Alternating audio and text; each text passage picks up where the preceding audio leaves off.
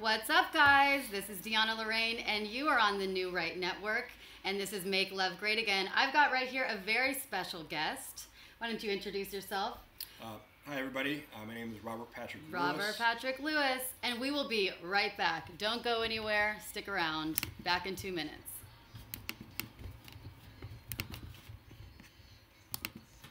We're in the middle of a romance apocalypse. There are more single adults than ever before. Marriage is on the decline. The birth rate is at the lowest point in history. People are not connecting and forming real relationships.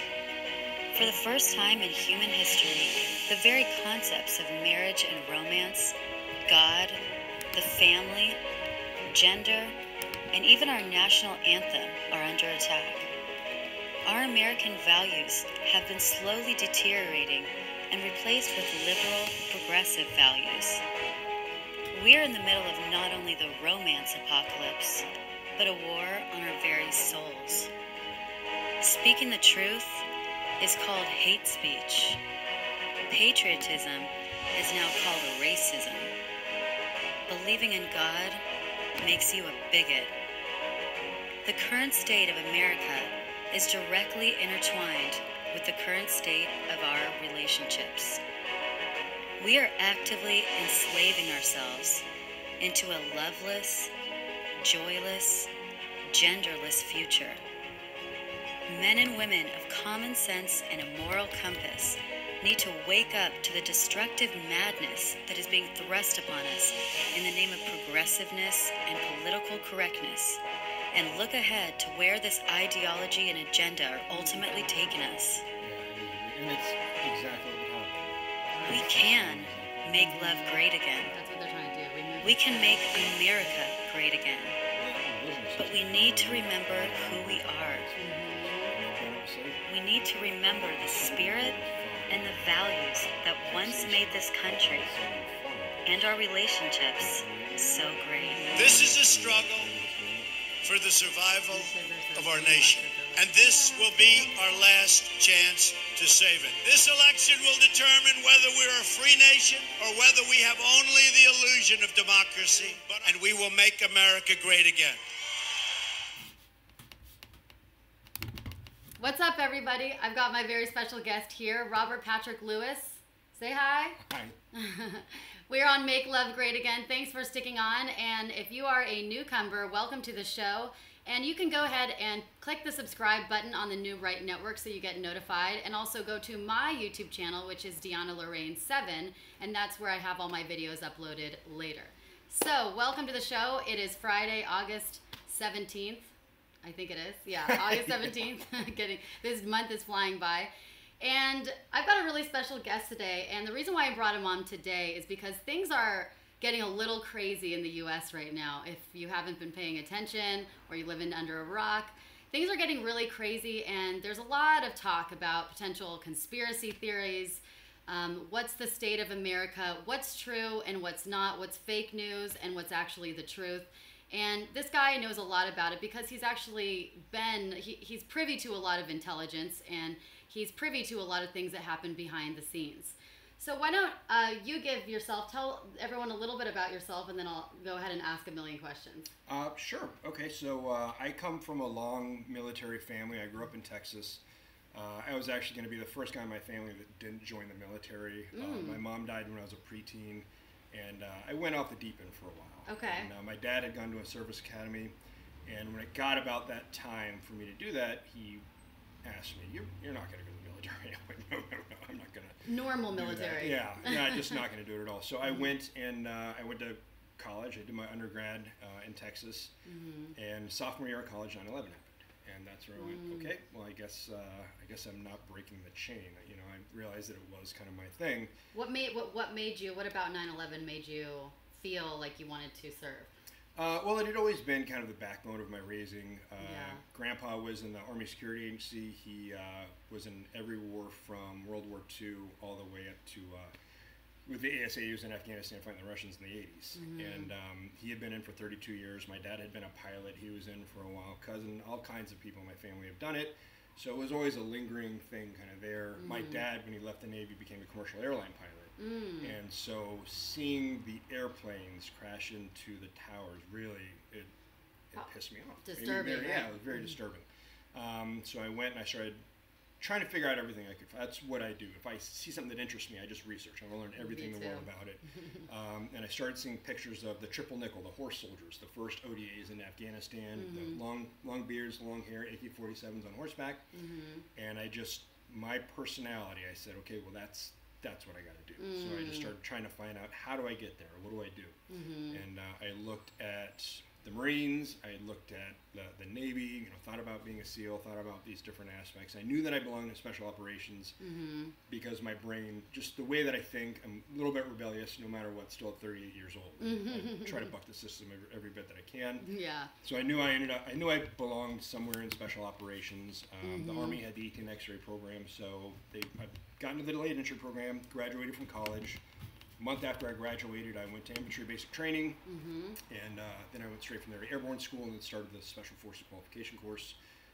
I was a medic, so that was 2 years long for me. And as soon as I finished that, I went to 10 Special Forces group, and I did that for about 8 years total. Did Iraq twice, Afghanistan once with the military, another time as a private contractor. Africa, North Africa, Trans-Sahara was one of the first ODA that went into Niger. Wow. That's been in the news a little bit lately. Yeah. And then got out. I loved being a medic, and so I wanted to go to med school. Wow. Started pre-med. I had my undergrad's in marketing, so I had to go through all the science I had done on my undergrad was bio for non-science majors, chem for non-science majors. I'd done cut it for med school, so wow. I was going through doing all my pre-med stuff, and my ex-wife and I got pregnant with my first son, and I kept doing it, but just couldn't keep it up. So I went into the business world, went back an entrepreneur, wrote my first book. Okay. That had actually been something I began writing when I was in the military, and went off into the world that I'm in now. Wow, it's a great nutshell of your life so far. Yeah, it's hard to compress it all in one. I know. And now I get to ask all the million questions. So what made you choose, first of all, to be in the Army Special Forces instead of the SEALs or a different unit? So my dad had been, I have a lot of either Navy or Army in my family. Yeah.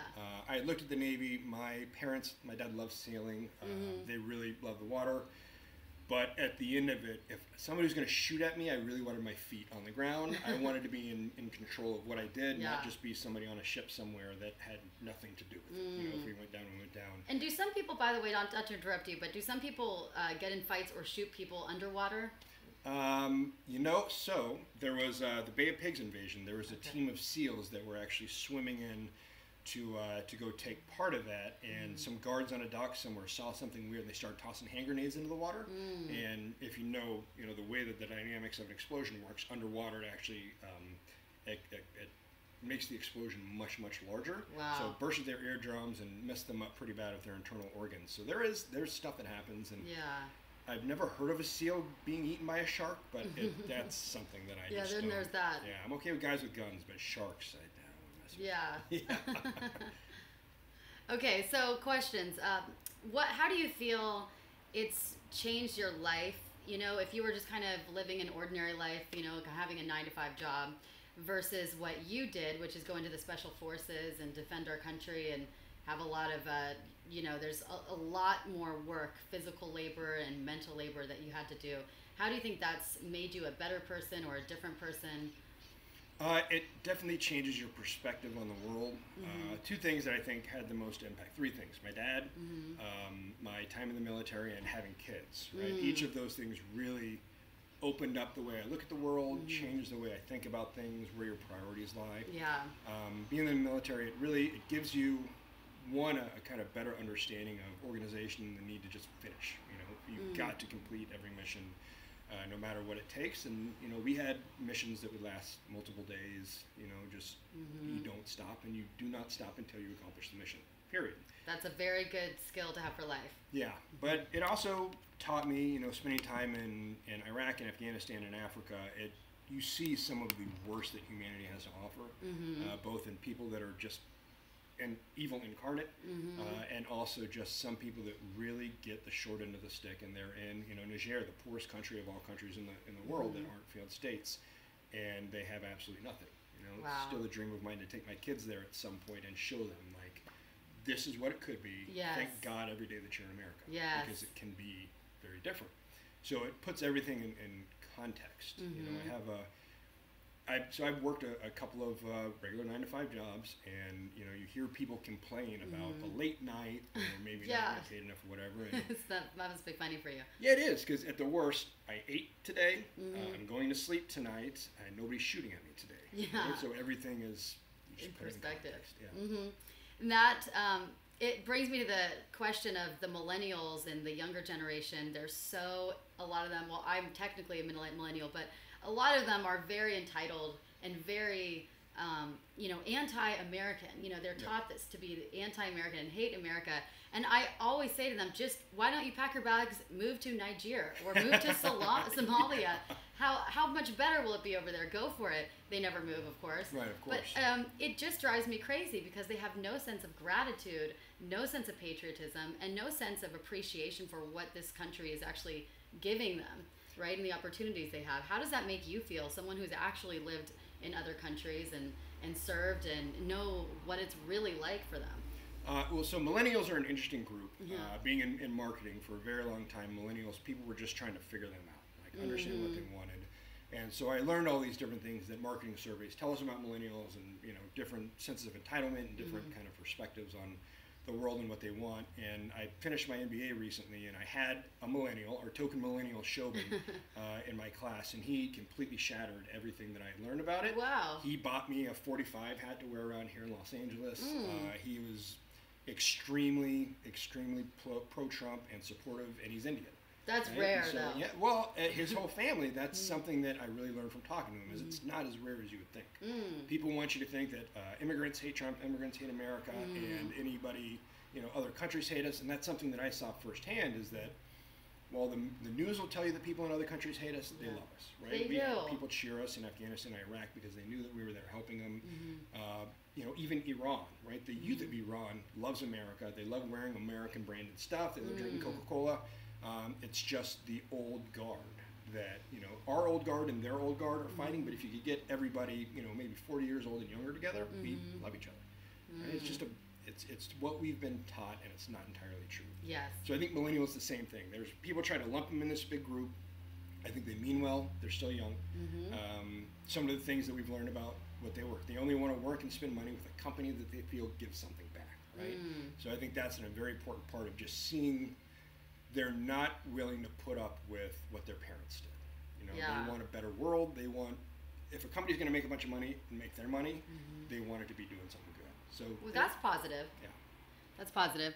Let me just check in with the chat rooms. Let me just make sure. How's the sound over there, you guys? Is the sound good? Give a sound check and a video check. A couple people were saying thank you for your service.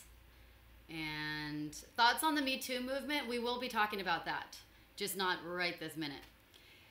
And someone says, as a man who understands the need to complete your mission, how frustrated do you feel when you meet young people who have never learned to stay on task and complete the goal? Well, that is have goals. A lot of younger people. It is something that they're, again, getting a little bit older and having kids. You learn the perspective. Yeah. Right. And I think back of what it was like for me when I was that age, just trying to figure out, what life is all about, what you want to do, who you even are as a person. Yeah. I think that's a big part of it. Just not really having an understanding of how important it is to set out for something. And figure out what it is that you want to do and how you have to go and accomplish that goal. And it's a great skill to have that a lot of people just aren't learning. But it's very important, and it's super simple. If you learn how to break things down into their requisite parts, what do I want to accomplish? How do I get there? What do I need to do? And I think that there's a lot of kids that aren't. A lot of kids not spending as much time with their fathers or with their parents, being raised by PlayStation instead of parents, that they're just not taught those extremely important goals. And you can't. It's easy to, but you can't blame them for something that they just they missed out on the opportunity to learn. Yes, absolutely. Getting more thank yous. Thank you from one veteran to another. Thank you enough. Your heroism for us is never overlooked by me. Thank you guys for the beautiful notes. And now, there's a lot of talk about things that are happening right now. In the United States, there's a lot of fake news stories. There's a lot of real news stories. How do you personally gauge what's real and what's not? Well, I'm probably a little bit different than most because I pay very close attention to geopolitics, what's going on in the world. The whole world, not just the U.S. Yeah, of course, the whole world. That's what a lot of people don't realize. And the background that I have, the way that Green Berets are taught to think, you think of everything in knock-on effects, right? So, okay, this happens. What happens in the next step, the next step, the next step? Why would somebody do this? Who would do this? And what can we do to either stop it or what's going to be the concurrent result? And every time I see the news, that's what I think. That's actually one of the things that led me to start writing this fiction trilogy that I'm writing is seeing things that were going on around the world, seeing our enemies coming together in natural gas pipelines, oil deals, money, currency issues, things like that, and seeing, okay, well, this is happening now. Why would this be happening? Why would North Korea and Russia and China and Iran start getting really close? Yeah.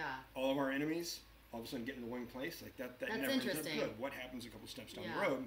And this book is kind of it's the resulting thought process of what I saw happening, which is really scary with the Q movement because it feels like I channeled them in 2012. It is weird. Scary. But I think the thing that makes me most different is I don't read one source, right? I have as many sources of news as I can.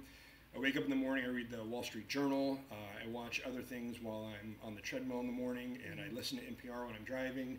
Try to get as many pieces, right? So even though I'm a very conservative person, more libertarian than anything else, I still listen to some left-wing programs just because it's number one, know your enemy.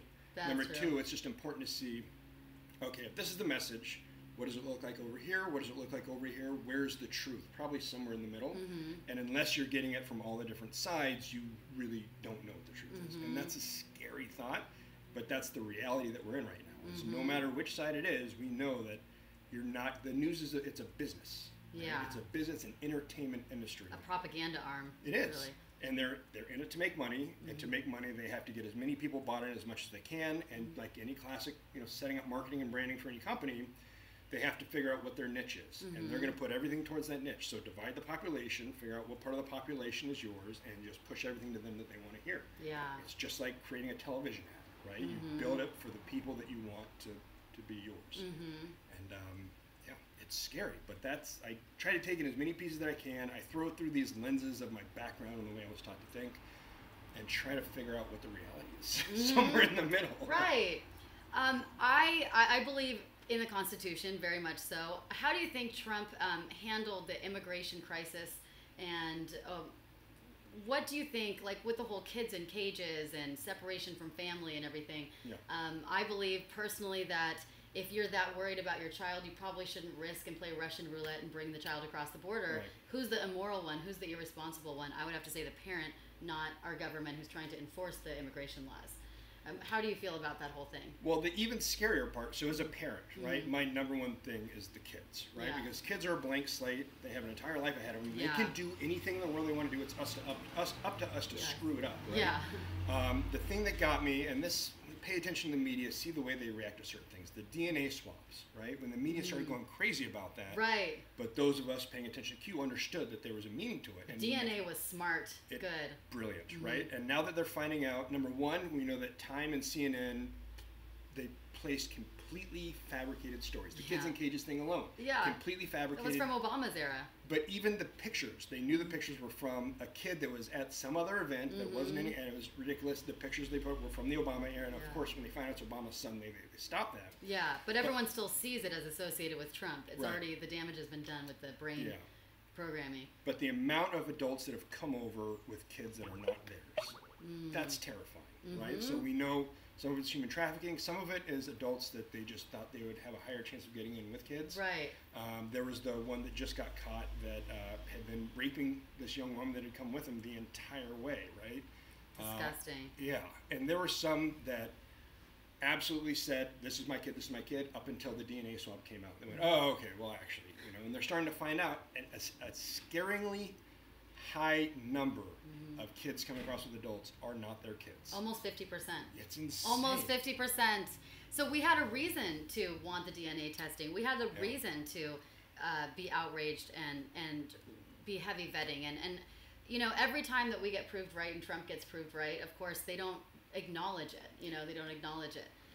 But human trafficking is a really big deal right now. It's so prevalent. Yeah, it is, and it's there's a lot of money in it. Some say there's more money in that than there is in drugs. Really? And it's terrifying. Actually, it makes me sick. It's so disgusting because nobody really thinks about it. I only discovered it maybe a year or two ago.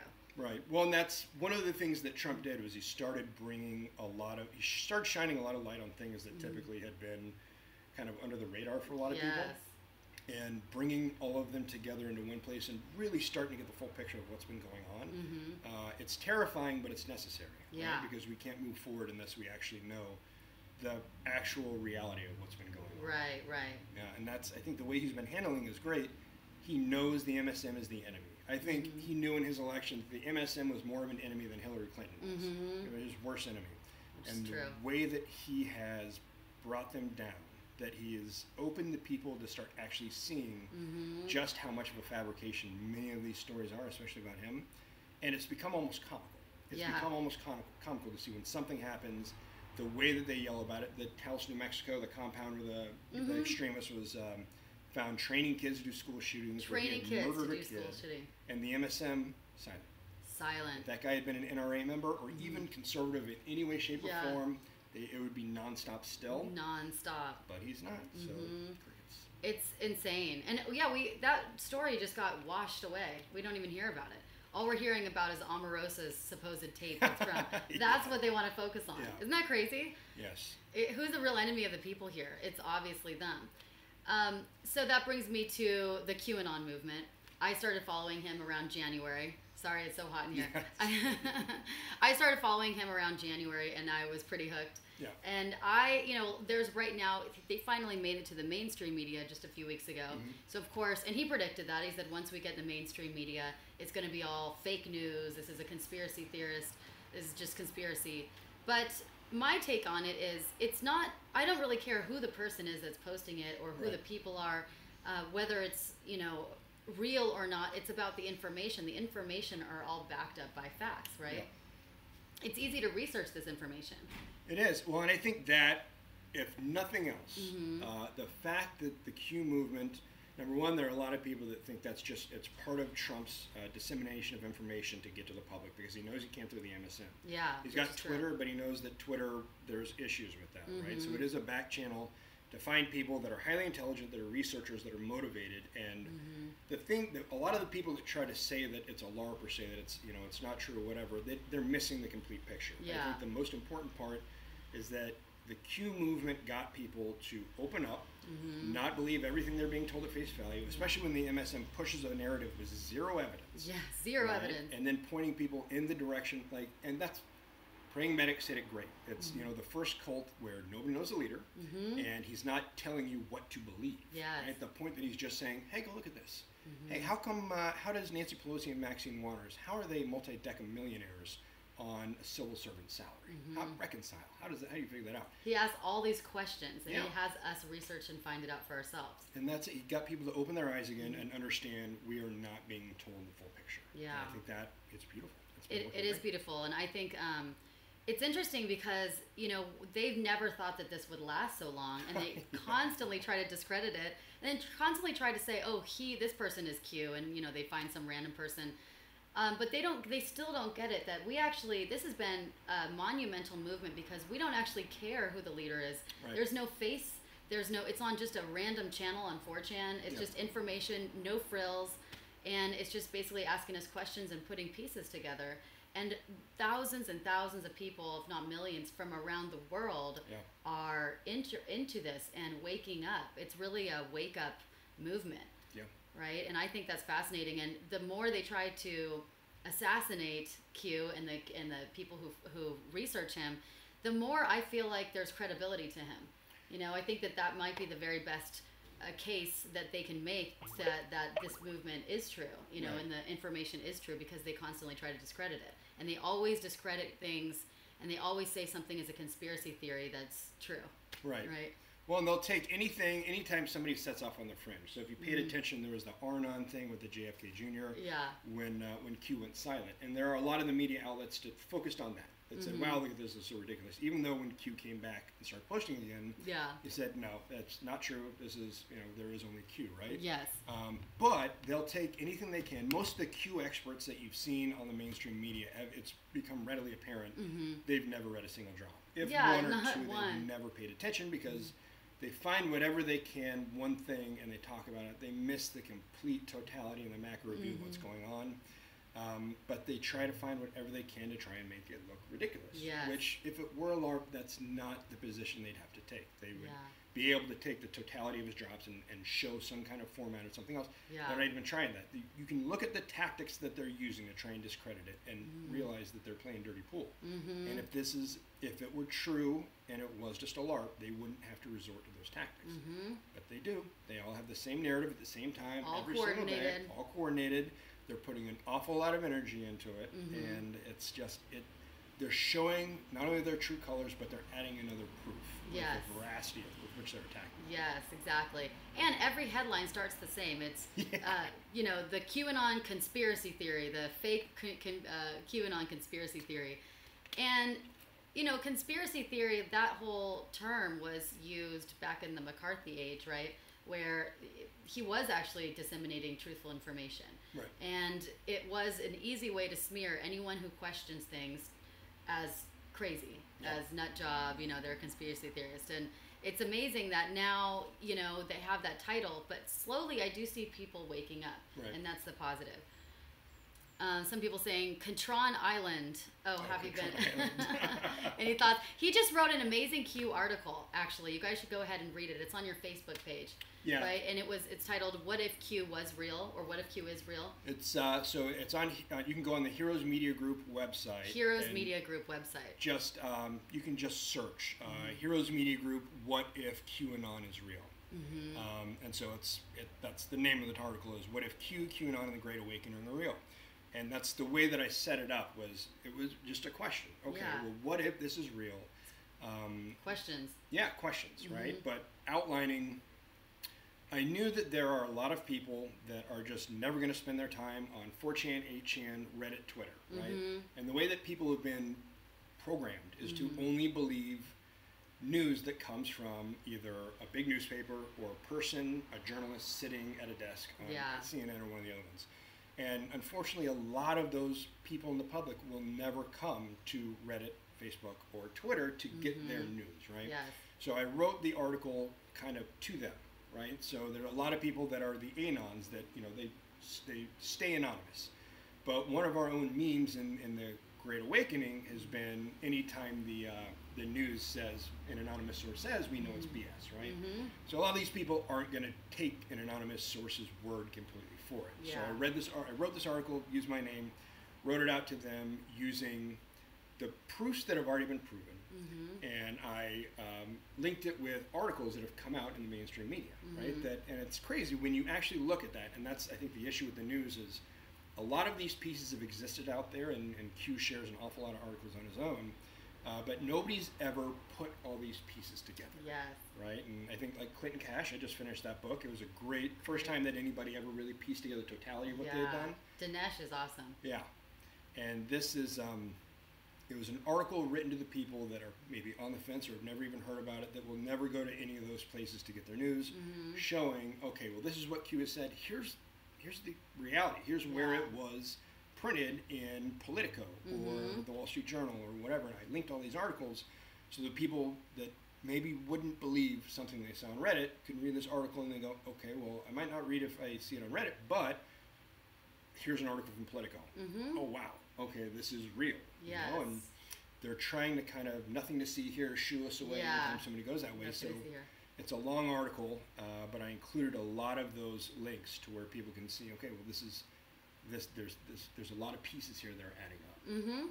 Absolutely. And it's good to frame it in questions, because when you frame it in questions, you don't tell them what to think or how to think, but you're doing the Q style, which is questioning, having them come to their own conclusions. I would encourage you guys to especially read the most recent Q drops, QAnon.pub. Really good stuff. He just dropped a lot of stuff in the last couple days that are really eye-opening, especially with the red shoes. Yeah. Bill Maher in the red shoes. Very interesting. So we have a question, and I wanted to ask you this too. What are your thoughts on the Me Too movement and the damage it's doing between men and women? Yeah. And then we're going to talk a little bit about feminism and its damage, if you think there is damage or harmful effects of it. So how do you feel about the Me Too movement? So I have a daughter and a stepdaughter, right? So and my Two girls. Two girls. My dad was a pilot, so I was raised by my mom until she died of cancer. So I have a very close affinity to women. Right? Yeah, And, of course. I understand the Me Too movement, and I think the reality of it, the fact that certain people have gotten away with doing terrible things, Weinstein, right? Sure. Terrible things for a very long time, it's ridiculous.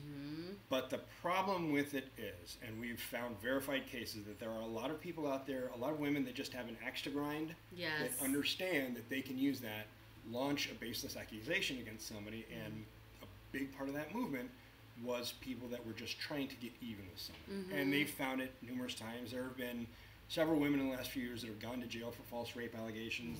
And it is a real thing. Yes. Although the MSM will try to paint anybody as a misogynist who tries to say this is real. I'm a misogynist, apparently. Yeah, exactly. But every time somebody gets caught using that for ulterior motives, right? Yes. It weakens the women that really do have these issues, and I do not like that. I'm glad that women are being able to kind of get out from some of under these terrible things that have happened to them. I'm glad that men that would do those kind of things are being held accountable, but unfortunately, there are people that are using it for the wrong purposes, and I think we need to be a lot more careful about verifying stuff like this Yes. before we are taking people and tar and feathering them and run them out of town just based on a claim. Yeah. Because I can tell you from my own divorce, like there are women out there that understand that there are certain things that you can claim that will just they'll begin a bias against a person with zero evidence. Nobody will need to even see evidence if you just say this thing that's heinous enough, and it happens, unfortunately, a lot. Yeah. And not just the Me Too movement, but do you want me to try to turn on the fan? If it's too loud, it's too loud. I'm going to try to turn on the fan because we're both overheating here. But let us know if it's too loud, because sometimes it can get loud with this. I know. It's funny, you would think I never grew up in Texas or spent 3 years in the Middle East, but I know, right? I've become a wimp. After I got out of the Army, like I put ice in everything I can because I just like having ice. Because you didn't have ice over there? You would, but it's very difficult. Yeah. I mean, it's not like here where every refrigerator. Yeah, Hell, not even everybody has a refrigerator. Most people don't have a refrigerator. Wow. The first day I landed in Makes you Baghdad was grateful, though. 140 degrees. 140? It just Is that insane. possible? Yeah. Well, it's dry heat, and it's dry heat. Oh my God. But in a Humvee, so the Humvees are up armored way beyond what they're built to take, right? So they're way overweight. So the engines are overworked. So if you drive for over an hour, they begin to overheat. Do you know how you cool down an overheating engine in a Humvee? Heater full blast. What? Right? So Wow. we had guys. I'll know that next time. You'd go on a long trip and you have guys that would literally pass out as they were driving. We'd have to take shifts because people were passing out. Oh my gosh. You drink water and the water's 140 degrees, right? So you just can't cool off. Yeah, it gets insane. But my life, if you follow the track of my life in temperature, I grew up in Texas, hot and humid. Infantry basic training in Georgia, hot and humid. North Carolina, hot and humid. And then I went Germany and all over the place, but lived in Germany, and then Colorado and now Southern California. So I just am a complete wimp for any bad weather, any heat, or humidity. Well, then you're in the right place because California has pretty temperate weather. Yeah.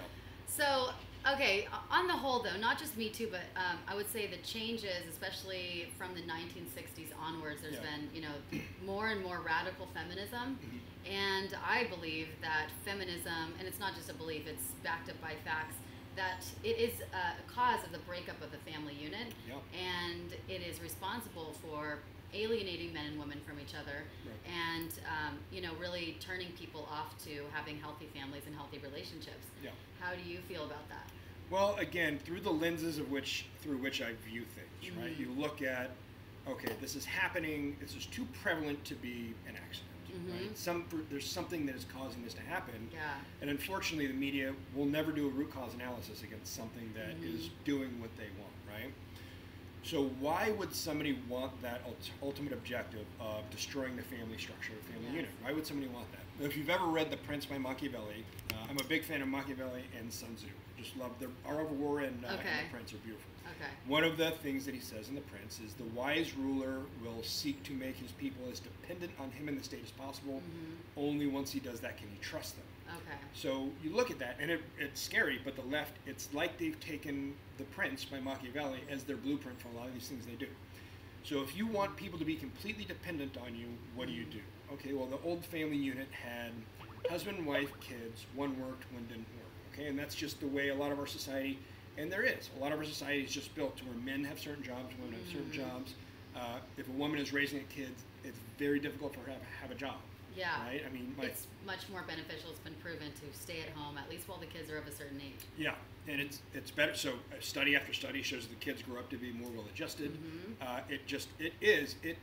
In terms of a business unit, it is more efficient. Yeah, you have to look at a family like a business unit. It is. Well, and it's a team. You look at it's a team, right? Okay, so if you want to break that down and make as much of the populace as dependent on you as possible, what do? Well, you break up that family unit for one. You break that down so it becomes much more difficult for somebody to actually work. So if that happens, the state will make money. There's actually a lot of revenue the state makes through child support payments. They get a portion of that, and it's scary to dive into those numbers. You have another part of the population that goes on some form of benefits, right? When somebody's on benefits, what do? They become dependent on the state, and they're likely to vote. We've seen this in California. Several years ago, more of the population does not work and are on benefits than do work here in California. So why do you think the Democrats have such a stranglehold on California? Because nobody's going to vote to take their own benefits away. And that's just the way that works. And unfortunately, we have politicians here that have absolutely no moral compass, and they're willing to do whatever it takes to get themselves re-voted, voted back in office. And how do you do that? You destroy the family unit. You keep as many people completely dependent on the state as possible. They made welfare benefits here pay more than a minimum wage job in California. So somebody will make more money on benefits than they would working a minimum wage job. I lived out in the Pasadena area and went to a Subway maybe 6 years ago. And when I walked in, there was a maybe late teen, early 20s Hispanic woman screaming at the one behind the counter. And she stormed off as I walked in. And the one behind the counter was obviously a recent immigrant, not great, I think she was Honduran, not great command of the English language. I asked her, what was that all about?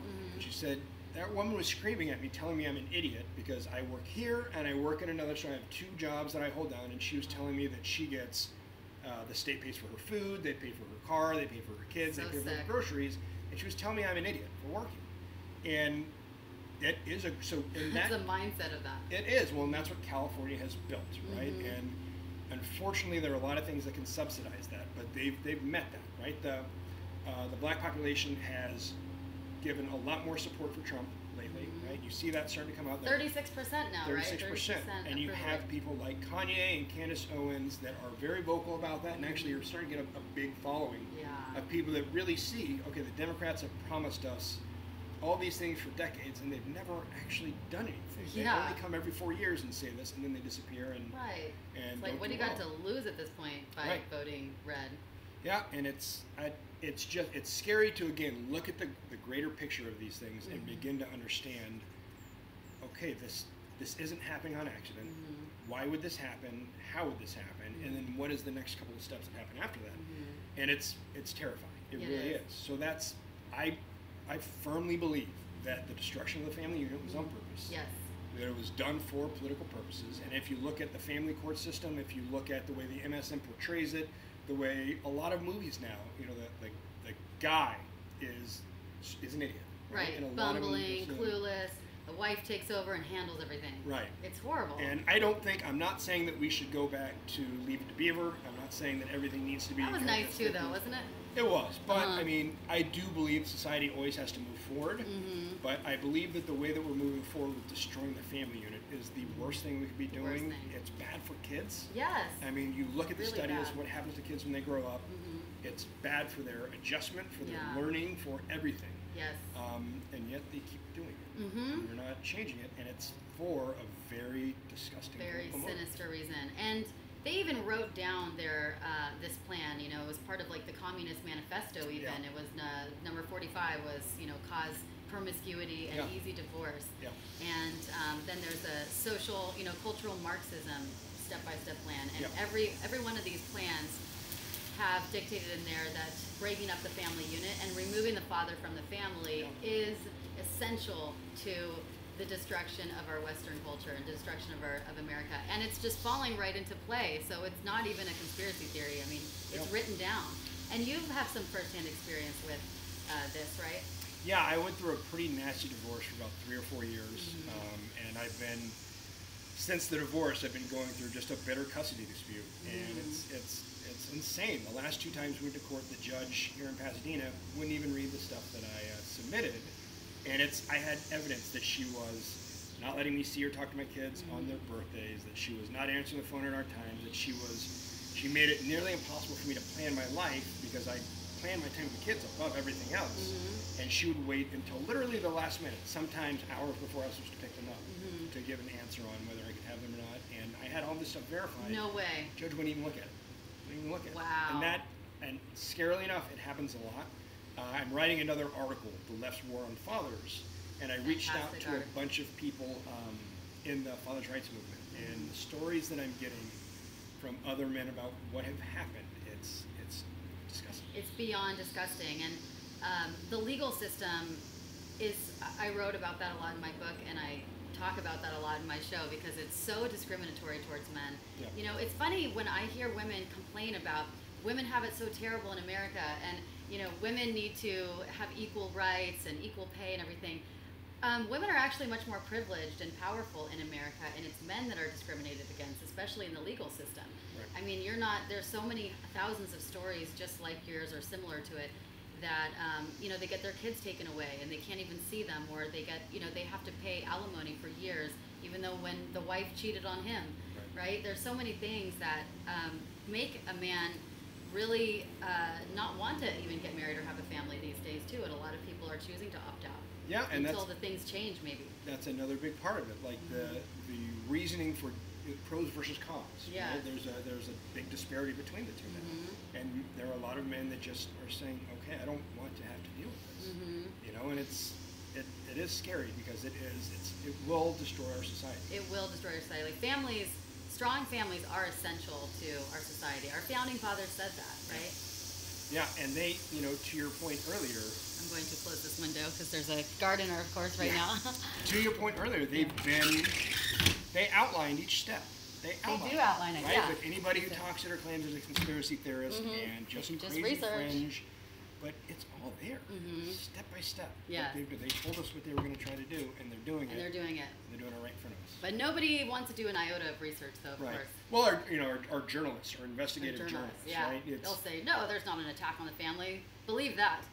Yeah, it gets scary. And again, that just further, when people see these things that are happening, they realize that their trusted news sources are just completely ignoring these things, especially now that people can get on social media and share all these different things. Yes. It's Saul Alinsky's rules, right? It's out there. It's out there, and people can share it and see it and read it on their own, and to realize that nobody from the media, either one, they're too stupid to put these pieces together, which is not likely, or two, they're purposely trying to keep it buried. They're aiding and abetting. Yes. Well, and that, I think that there are, again, according to Q, there are some people that are going to be held to account very soon. That kind of stuff. They've had the unredacted FISA for months. Yes. And they still have continued to say what they've said about it. They're complicit. They're completely complicit. And I'm a strong constitutionalist as well. I believe in the First Amendment, but they've gone way beyond the bounds of the First Amendment, and they should be tried. I mean, for treason, because they're purposely trying to misinform the public about something that's very important. Yes. I long for the day, Trump, and follow QAnon, he constantly talks about he really wants to return power to the people and full transparency. And that's what JFK wanted to do too before he got shot. But, full transparency and none of this veil anymore, none of these conspiracies anymore, none of these, the shadow government. He just wants full transparency and a media that actually does its job, which is report news, unbiased news. Yeah. I long for that day. Do you think there's a chance that could happen? It could. There's going to be some serious changes in command. So we saw the Saudi prince, Talal, right? That he was actually arrested. He was locked up in Riyadh in the Ritz-Carlton, kept there for a month for interrogation, arrested and set $1 billion bail. Right, so that's a great part of it. Why is he free now? Why did he still even get free? Yeah, and that's the thing. He couldn't post $1 billion bail. But you look at his ownership. You look at the things that he had. He owns News Corp. He owned part of CNN, Time Magazine, satellite TV networks, Twitter, Facebook, Snapchat, all these different social media companies. He owned a lot of our media, and through Kingdom Holdings. And now that he's been taken down, I think that is possibly one part of it where we're starting to kind of have a change in command up there. But there are journalists, there are other people that have been complicit in this they should be tried for treason. Yeah. I mean, they should be outright tried for treason. It's going to come to that because the writing has been on the wall for a little while now, and they're not backing down. They had two options: back down, ask for a deal, or just say, okay, well, let's get out before this gets too bad. But instead, they doubled down and they're going ahead 100%, and they should be tried for treason. I can't wait for these military tribunals, which are coming. There's a big. I sincerely hope that happens. It would be beautiful. I hope that is really why he's kept Gitmo back open, or kept Gitmo open. Because that's another coincidence, right? Why is he keeping it open? Of course. Well, I think it's something that, if this is true, our country will need something of that magnitude to really be able to feel like justice has been done. Yes. Right? That short of a firing squad. I think that's the best way to do it.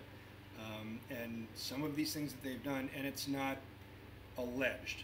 You read Clinton Cash, and just to hear about the absolute level of corruption that they had, and it's all you have to do is plot what Clinton did, who gave her money, when she completely reversed a decision as soon as the checks cleared, how she made decisions with the State Department as soon as Bill was paid $500,000 to speak about something else, where they've been, who they, war criminals, dictators, despots. Yeah.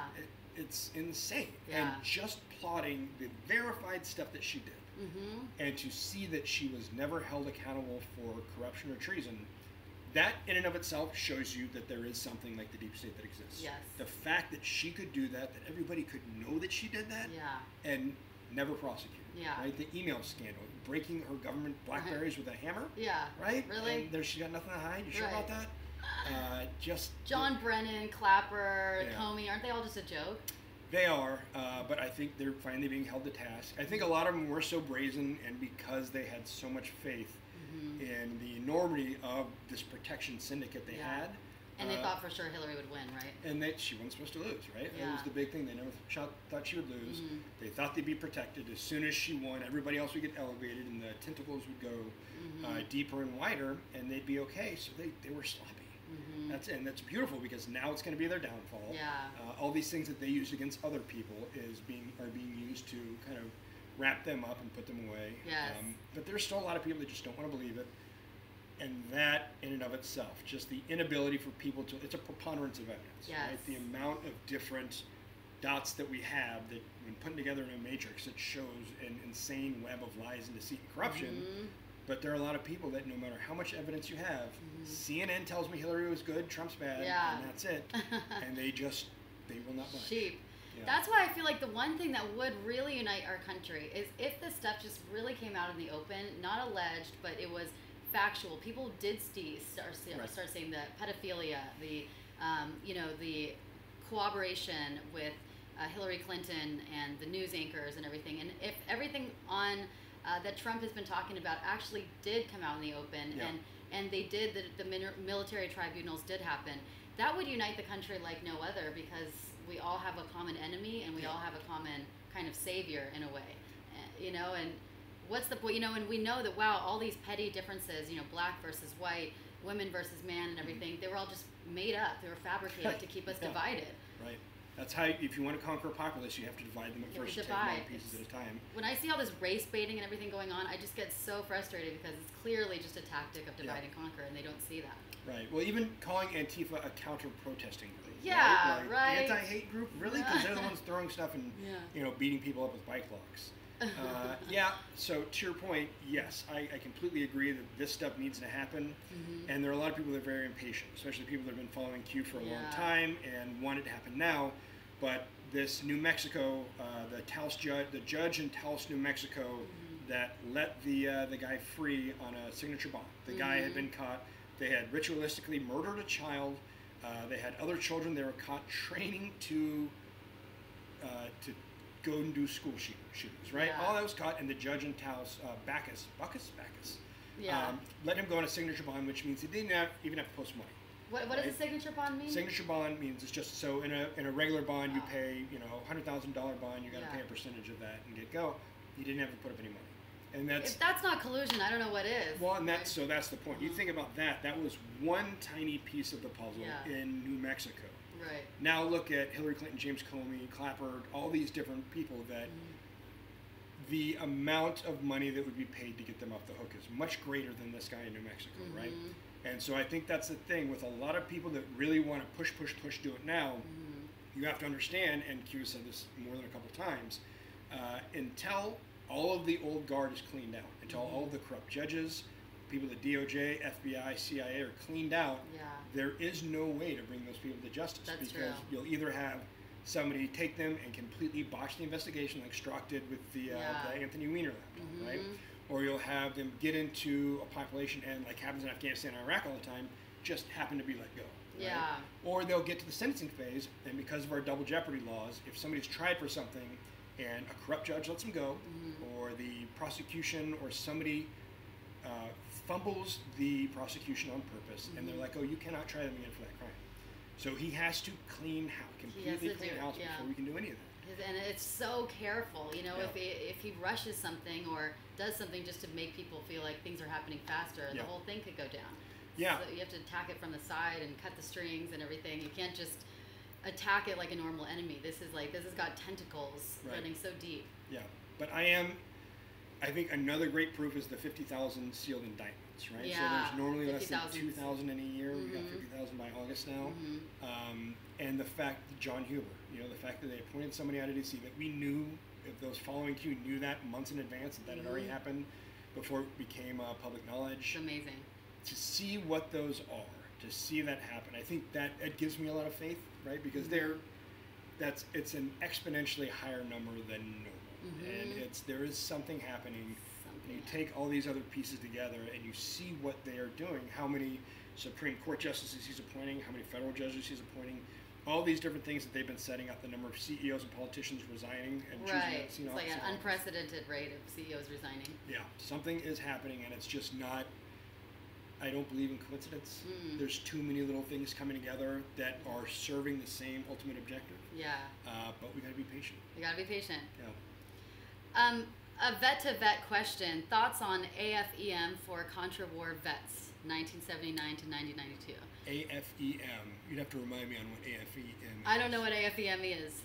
Vet-to-vet question. Okay, let us know what AFEM is. Thoughts on AFEM for Contra War vets? So I know the Contra War. I had a buddy that I served with. His dad was a Green-Beret that spent some time down there, but my time was well beyond that. I know what went on down there, but I wasn't personally. I'm too young to have been involved in that. But that's the mantra of Special Forces: is one man's terrorist is another man's freedom fighter, right? And we've trained most of the major terrorists we fought are guys that we trained and armed at one point. Bin Laden, Hussein, all these different people, because that's just the way that it works. We find a rebel group that wants to overthrow some dictator that we're not friends with, or a country or whatever. We find, we train, we equip, we link up with the rebel group, and we go fight, right? So the first team's in Afghanistan with the Northern Alliance to fight against the Taliban. That's what we do. Okay. And unfortunately, once we leave, some of these people, they keep the weapons, they keep the training, and they are power hungry, and at some point, instead of working with us, they're working against us, and it happens.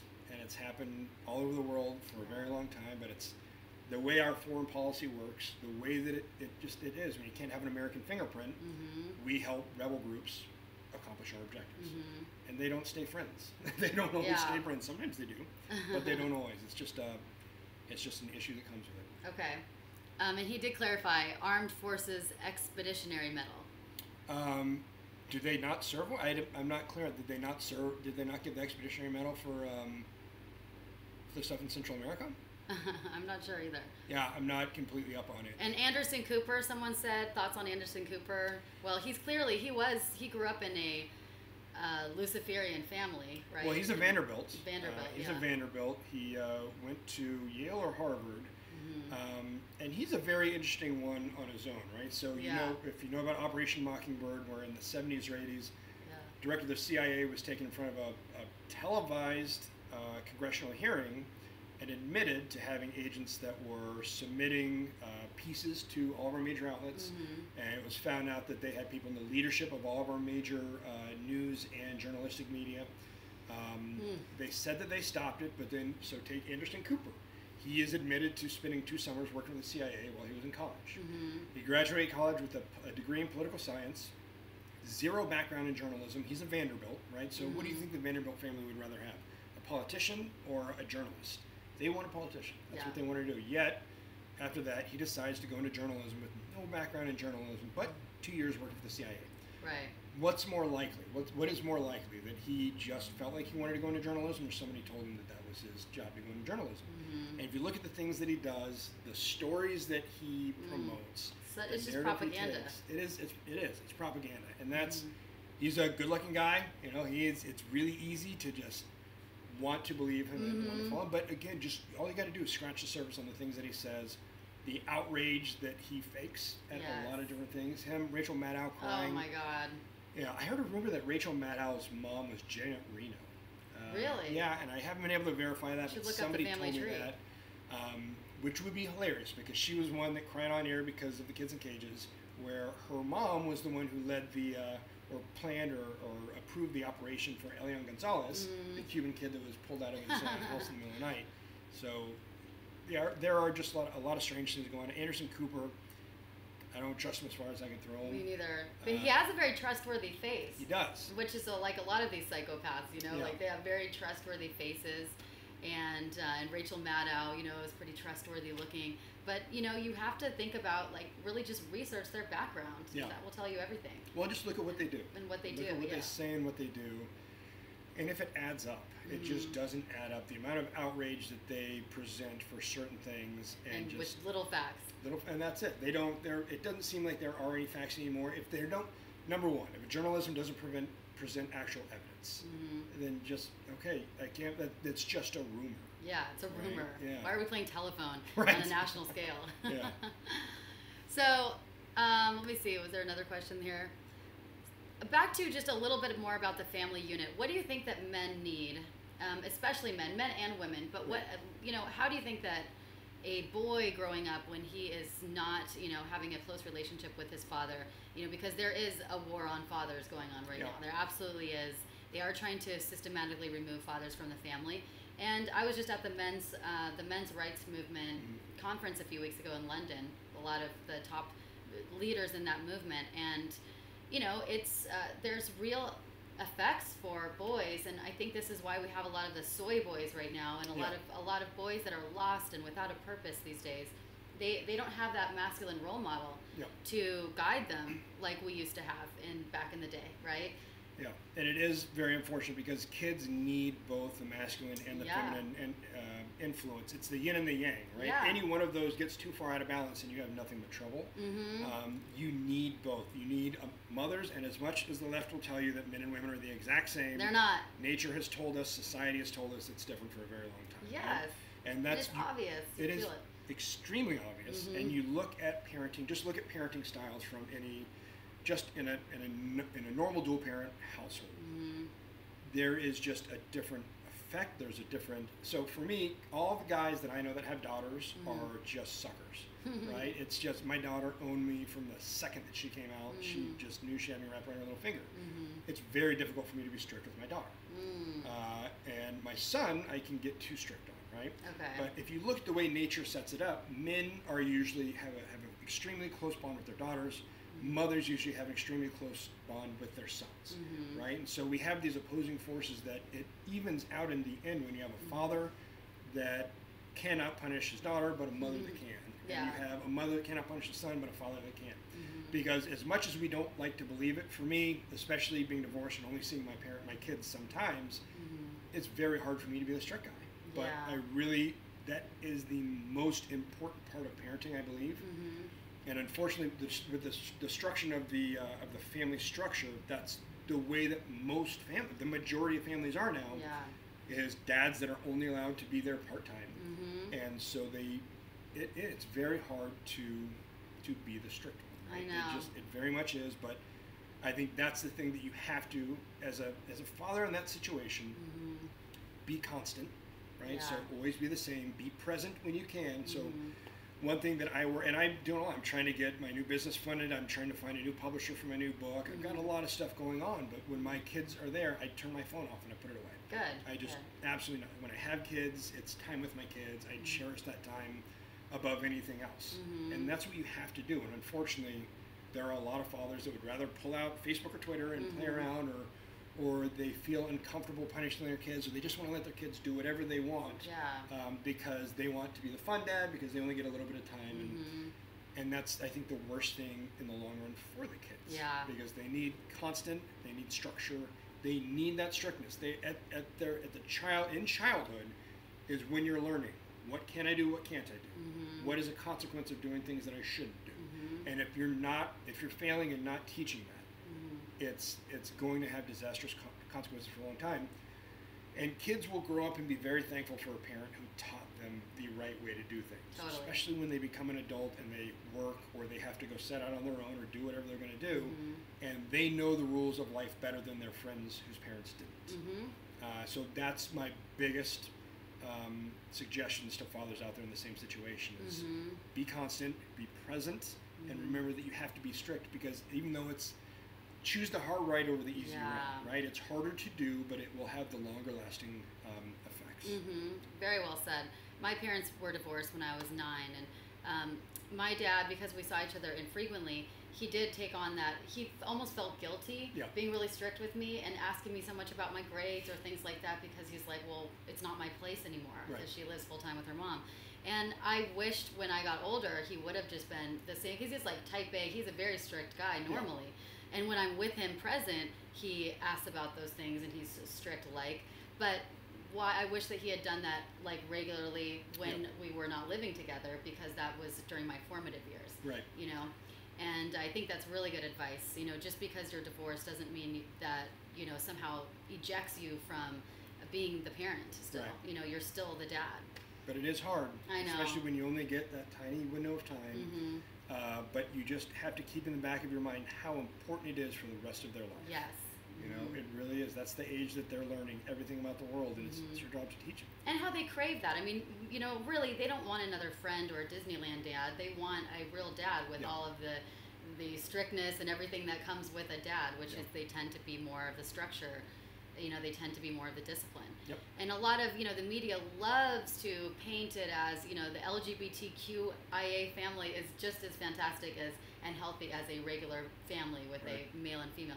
That's false. They also love to paint the picture that, you know, just a single mom is just as healthy as having a whole family. And that's false too. You know, a female raising her children on her own, they don't tend to be as productive, right? They don't tend to be as healthy. And it's just another of the media lies that people really need to watch out for.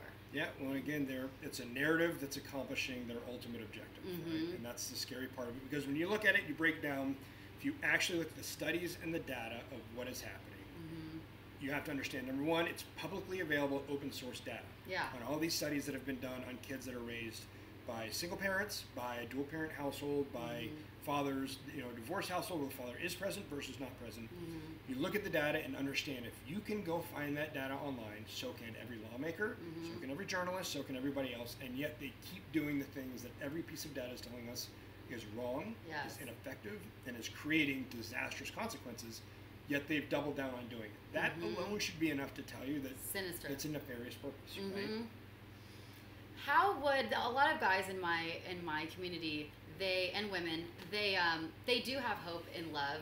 Some of them, well, a lot of them are really disgruntled and discouraged. They feel like there's a lot of risk to getting married and having a family and everything. But at the end of the day, I try to spread the message of hope that, you know, you can find the right person who isn't going to screw you over, hopefully. And, you know, and there's so many advantages of marriage and family and fatherhood and motherhood. What can you say on that to give guys a little bit of hope? Do you think that they should still try to have a family if they can and find the right person? I mean, being a father completely changed my perspective. Again, I was adopted as a kid. My mom died of cancer when I was a preteen. So I left Special Forces to start a family, right? I just wanted a family. I love being a dad. And you knew it was time. I knew it was time. And that was at the point that I was either going to go to selection for other organizations or get out, right? And I chose to get out and start a family. And it is the best thing I've ever done. Out of all the accomplishments I've had in my life, it's by far the greatest, just being a dad. I love being a dad. Even my stepkids and my natural kids. I really enjoy. If you couldn't tell, I like running my mouth and I like trying to teach people. Yeah. Right? I really like being able to learn stuff, distill it down into something that's digestible for everybody else, and imparting that wisdom, right? I really enjoy that about being a dad. It's worth it even for all the pain that I went through with the divorce, that I'm still going through with the custody dispute. It's 100% worth it. Changes your world. I've heard a couple people describe, you really do not understand what the word love means until you have kids. And I learned that when I had my own. It really is. It is more rewarding than anything else on the planet. I've done a lot of stuff. I've been all over the world. Yeah, you have. I've been in a lot of situations, and it's the most rewarding thing I can ever imagine, even at the bad times. Even at the bad times. It's totally worth it. Because I feel like my theory is if you're single and you live your life just as a single bachelor or bachelorette, and you might acquire a lot of savings because you don't have to spend that on kids. I don't see that as a plus, because you're living like a percentage of the life that I think you could live, the fullness of the life, the fullness of the experiences. And I think that we were put on this earth to procreate. I don't think that we were just meant to live on an island alone, hoarding all our savings and having Ebenezer Scrooge as our role model, Yeah. And I just think that a lot of guys, they don't know it until they get there. But I'm trying to give them hope. And do you think that you can believe in love again, being someone who's now divorced? Yeah, well, I'm engaged now. I celebrated my 4-year anniversary with my fiance last night. Oh, good. Happy anniversary. So, yeah, thank you. And we are, So you do believe in love then? I do. So I was the person whose hand got burned from touching a hot stove. Right? It took a while. Thankfully, she has the patience of concrete and the perseverance of steel. And she just knew going in, like, okay, there's got a guy that's been in 2 different wars. So we've got that to deal with. A guy that grew up in a military family that just doesn't believe in talking about feelings, so we got that to deal with. And a guy who's been through a terrible divorce with an extremely vindictive woman. And she's seen, we've had 2 false DCFS claims from my ex-wife, so she's seen just how horrible, 3 if you count that she changed one right when they were about to drop it. So she knew that she was going to have to deal with that going in, but the way that we worked together, the feelings that we have for each other, she made the assessment that it was worth it. She stuck through the hard times, and now, it's funny, we were just talking about that last night, we're in the opposite of a normal relationship. A normal relationship, hot and heavy at the beginning, and then it tends to wane over time. Ours, we started with all these traumas in the beginning of our life that it was, chaos for a little while. But as we get further along the timeline of our relationship, it gets better and better and better and better and better, and we're glad that we stuck it out. Yeah. So I do. It's just, but it takes work. It takes work. An adult relationship just takes work, especially when there's 4 kids involved from 2 different families, and you got other, that can be tough. But it's worth it. It is. Right? I think it's worth it. So, all right, now let's just, we have a few more minutes here. Do you want to talk about your books? Yeah. And where people can find them. Let's talk about your book. Which one do you want to talk about first? Okay, so I guess let's go in order. Okay. Love Me When I'm Gone. Love Me When I'm Gone. This is the first book that I wrote.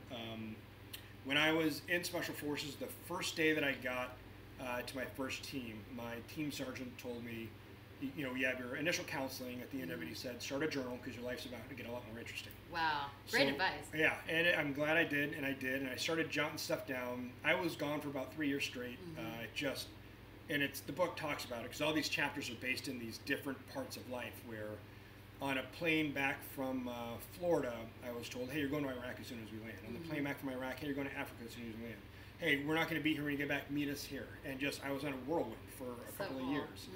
And it was a lot of fun. I was young, single, no kids. Well, I was dating my ex-wife, but no kids, right? So very different, not tethered to any one thing. And it was just crazy. I say I was fortunate, which is a weird way to look at it, but I went to Iraq, Afghanistan, and Africa, so I got to see kind of the totality of war, of global war and terrorism. So that's what this book is about. It's interesting, right? So if you want to see the totality of the global war on terrorism, there's Afghanistan, Iraq, Africa, training missions for special forces, what it's like to have to keep a relationship in that, and just being gone. I was a bouncing ball for quite a while. Must be so hard. I loved it. Yeah. I'm going to be reading that book. Yeah, actually, so the audiobook, I narrated myself. Cool. That's how I met Dawson from the Adam Carolla Show. I was on the Adam Carolla Show a couple times. 25-hour marathon recording for me to do the audiobook. Wow. How many days did you break it down to? I did straight 25 hours. No way. Yeah, and so that's why when me and Dawson got really close, because we spent 25 hours with somebody, listen to them recount that life. Yes. You get pretty close. Wow. Yeah, you just inspired me to do the audio for my book, because I'm like, oh, it's going to take forever to do it in 25 hours. So Heroes Media Group, we actually started a podcast, we do podcast production, but we just started an audiobook production as well. Cool. So if you want to narrate it, we do all the back work of it, get it really? posted, we do everything, Okay. We do podcasts, we do audiobooks, we do publishing, a lot of different things. Awesome, because all of my fans have been begging me to do my audio of my book, Make Love Great Again. Yeah, so you should do it. I should do it by the end of this month. We'll do the hard part. You read and we'll do all the back stuff. Okay, cool. So, Love Me When I'm Gone. Again, it started as a journal. When we found out that we were pregnant with my son, I wanted to turn it into something more than a journal and have something I could give my son and say, okay, this is what your dad and his friends did. And so I wrote it all out. I sent everything to my old ODA, all the members of my old team, and a couple of them said, this should be more than just for us and your kid. Like, make this something. Yeah. And so that's why we decided to publish it as a book, and it's been very well reviewed. Awesome. But I got the writing bug. I never in my wildest dreams would have thought that was my thing, but I absolutely loved it. It was very cathartic. The first chapter I wrote was the day that I got blown up and shot in Afghanistan, because it was so fresh in my memory, and I worked backwards from there. I have a very structured military style writing format where I can go between chapters at any whim, and so I didn't write a single chapter in order, but because I had this kind of one-pager tying everything together, I was able to go in and out of these different parts of my life. Oh, that's cool. Yeah, but I got the writing bug. When I finished this, I had 2 different ones that I wanted to write. The Pact is the fiction trilogy that I began writing. And this is based on an agreement that some of my old ODA members and I had one night over drinks in Colorado, where we understood at some point America will be invaded. Right? It's happened before. Foreign troops have landed in Florida and in Alaska. They've had a lot of spies and espionage agents. Yeah. But we started going through our thinking process. Okay, who would do it? How would they do it? Where would they do it? What would they do? And we started going through, okay, well, this is how we've done it before. This is how we invaded Iraq. This is how we invaded Afghanistan. Yeah. This is how we've done other places that are unofficially war zones. Right. And so we put that all together to say, okay, who would do it? And this is where it gets very scary, where I feel like I channeled Q. And I just finished writing the second book that I'm trying to find a new publisher for, agent publisher, so it will be out shortly. It's completely finished, and it's about twice the size. So you're just wanting the publisher now? Yeah, the book is completely done. Just looking for the publisher to put it out. All my fans have been getting on me a lot about it lately, because they're anxious. Yeah.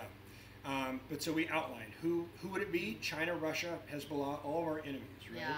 China and Russia to take down the big conventional forces.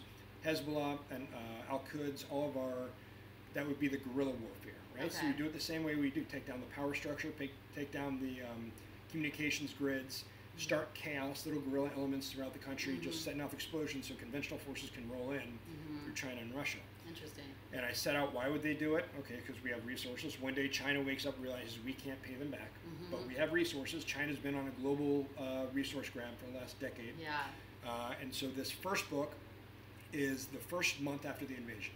So it's the invasion. It actually sets out what my team and I agreed would be the things to let us know an invasion was coming, when we should get back to the land in Colorado that we own, the compound we've been building for a decade, and link up to do as Green Berets what we do and fight back, launch guerrilla warfare, right? So the first month, this book is the first month, and it's us launching guerrilla operations throughout Colorado. And at the end of it, we link up with a resistance element in Texas. Wow. So the second book is the next year, and it's us linking up with all these other resistance, freedom fighters, military and intelligence units that are still there all around the country, and fighting back across the entire country, East Coast, West Coast, The part where I channeled Q is that we realized it had to be an inside job, right? We have somebody from the resistance leadership that actually showed it was an inside job. Politicians disarm the populace. So the book is they successfully repealed the Second Amendment. Wow. Disarm the populace, just like Bill Clinton did. Another brick, base realignment and closing, just destroy the military, weaken the military, disarm the populace, brainwash everyone with the MSM, and sure enough, what happens next? All of our enemies can come in. And the politicians have been paid to essentially help set these different things up and help them on their objectives of coming in. Aiding and abetting. Aiding and abetting, exactly. So that's, and we actually take care of one of them in the first book. We find them and take care of them. And there are some I want to read it. Some of my fans have figured out exactly who it was, the politician that gets dealt with. And I don't think I should say out loud, but most of the people that have guessed correctly. Okay. So yeah, the second book is the next year, and it's us coming together, East Coast, West Coast, meeting up with all these other units. The third book, so it's the stages of the war. At the end of the second book, all of our allies come over and help us. So the third book is us taking it to the enemy. Okay. If you know anything about the Office of Strategic Services in World War II, little Jedburgh teams that would drop behind enemy lines. Okay. And they were the predecessors of Special Forces, link up with rebel forces and launch guerrilla warfare.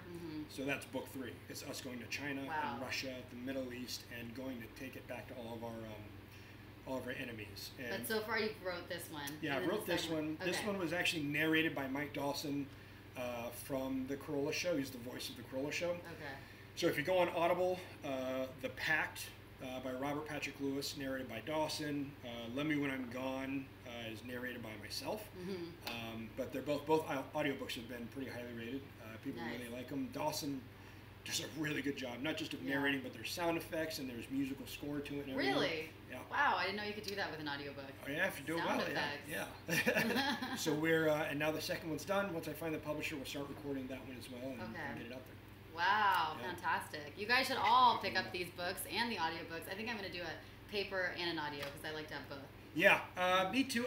I'm on the move so much. The audio really helps because you're driving a lot. It will just being in traffic. Going anywhere in Los Angeles is an hour. Yes. Right, so you can knock out a good part of a book in an hour. Well, thank you so much. I really enjoyed you being on the show, and you've had a lot of great information. All the people in the chat rooms are really loving it. Is there any final words about America, or giving people a little bit of hope before we conclude? I think have hope. That's the biggest thing, right? Like I initially wasn't a Trump guy. I'm a libertarian, so I wanted Rand Paul. I wanted Ron Paul, and reading it down, I wanted Rand Paul. But now that I see the greater context of what Trump has been doing, having read The Prince and Sun Tzu and understanding, I gotta read those books. 100%, because you will see with much more clarity what he's been doing. The feigning weakness before attack, the way that his campaign was run purposely to misdirect the enemy to think that they were weak, feign weakness before an attack, draw your enemy in. It just, and once you look at that, and again, look at the macro view of everything that's been going on, the way that he's doing it, it's brilliant, and just have hope that a team of patriots and the smartest people that have ever existed are working very hard to take our country back. It's a beautiful thing. It will happen, but again, we got to fix these things first. And once we fix those, we know when the story ends. 11/11, right? We know when they're planning to have it all done. Yeah. So just have patience. Have patience. Have hope. Trust the plan. Trust the plan. Hashtag trust the plan. Yeah. And make America great again. Thank you so much for being on the show. And by the way, during when I upload the videos later on my channel and social media, I have your Twitter handle and your websites running all throughout. So people will be able to find your books and your website. And go give him a follow right now. Go on Twitter, give him a follow, and as well as his Facebook page, and check it out. You guys have been fantastic. Thank you so much for all your questions. Thank you for your activity. You guys are fantastic and awesome. We're going to go ahead and wrap up because we've gone a little bit over our hour here. It's okay. No, I can go as far as 10:30 if I really need to, but usually I like to keep it to an hour. So thanks so much, guys. You're watching Make Love Great Again with DeAnna Lorraine. Make sure you also give me a follow on my Twitter if you're new to me, and go to my YouTube at DeAnna Lorraine 7. And you can catch me Monday, Wednesday, Friday, every Monday, Wednesday, Friday, 12 to 1 p.m. Eastern Time, right here on the New Right Network. Thanks so much, and we'll see you guys on Monday.